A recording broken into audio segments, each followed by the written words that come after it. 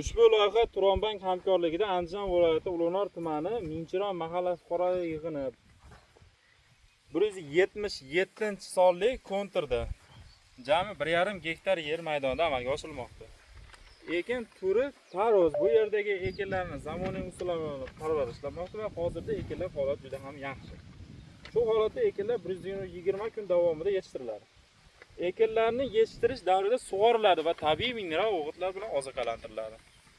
Ushbu loyihada jami 4 ta dehqon xo'jaligi biriktirilgan bo'lib, loyihaning samaradorligini oshirish maqsadida lider tadbirkor Turon yerlari ichiga biriktirilgan.